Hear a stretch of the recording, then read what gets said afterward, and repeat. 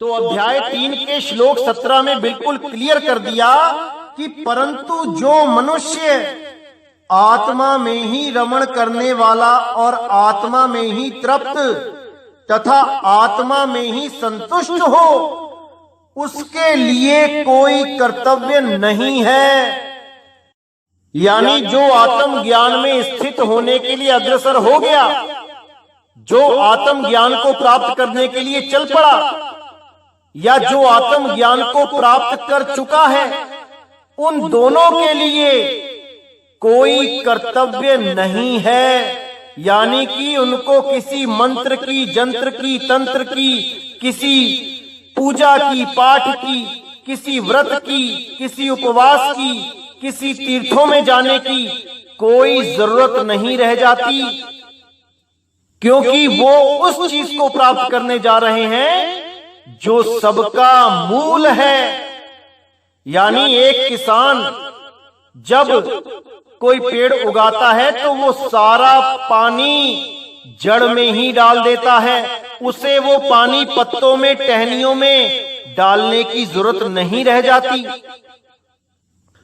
क्योंकि उसे सत्य का बोध हो चुका है कि पानी केवल जड़ में डाला जाता है। इसी प्रकार कृष्ण जी के द्वारा दिया हुआ ज्ञान जब समझ में आ जाता है तो वो मनुष्य समझ जाता है कि आत्मा में ही रमण करना है, आत्म ज्ञान में ही स्थित होना है। आत्म ज्ञान के अलावा और कोई ज्ञान नहीं है जिसके द्वारा कल्याण हो पाए। कबीर साहब ने भी यही बोला, आत्म ज्ञान बिना नर भटके, कभी मथुरा कभी काशी, जल में मीन प्यासी, मोहे देखत आवे हासी। तो इस प्रकार इस ज्ञान को अच्छी तरह समझना है कि गीता हमें क्या कहना चाहती है। इसको समझे बिना हमारी तरक्की नहीं हो पाएगी, क्योंकि हमारे धर्म ग्रंथ हमें कहना तो कुछ और चाहते हैं, लेकिन हम समझ कुछ और जाते हैं। यही दुविधा है कि हम दूसरे धर्मों की तरफ आकर्षित हो जाते हैं, क्योंकि हमें स्वयं नहीं पता होता कि हमारे धर्म ग्रंथ क्या कह रहे हैं। यही सबसे बड़ा कारण है धर्म परिवर्तन का। हमें धर्म परिवर्तन की जरूरत नहीं है, हमें मन परिवर्तन की जरूरत है, हमें ज्ञान परिवर्तन की जरूरत है। जो ज्ञान हमें समाज के द्वारा दे दिया गया है, हमने उसमें निर्णय करना है कि हमारे धर्म ग्रंथ क्या बता रहे हैं और समाज में हमें क्या ज्ञान दिया जा रहा है। हमने निर्णय करके सत्य को ग्रहण कर लेना है, क्योंकि धर्म ग्रंथ झूठ नहीं बोल रहे, बस हमें समझाने वाला कोई नहीं मिल रहा है। अगर समझाने वाला मिल जाए तो हम अपने ही धर्म में रह के परमात्मा को प्राप्त कर सकते हैं, कहीं जाने की जरूरत नहीं।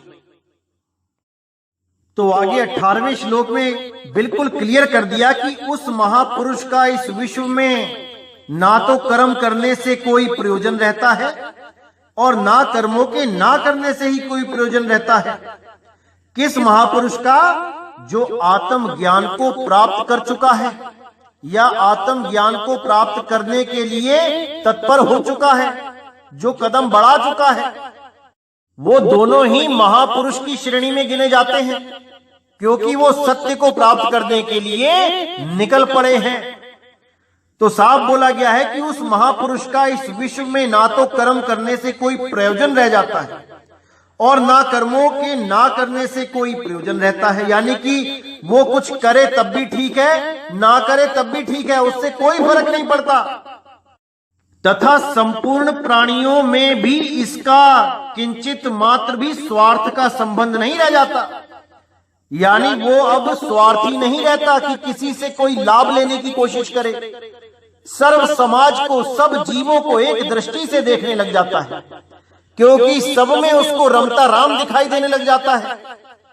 परमात्मा किसी से दूर नहीं है भाई, बस उसको देखने वाली दृष्टि नहीं है हमारे पास।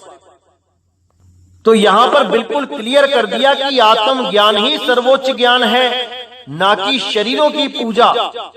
शरीरों की पूजा का तो पूरा खंडन किया गया है गीता में।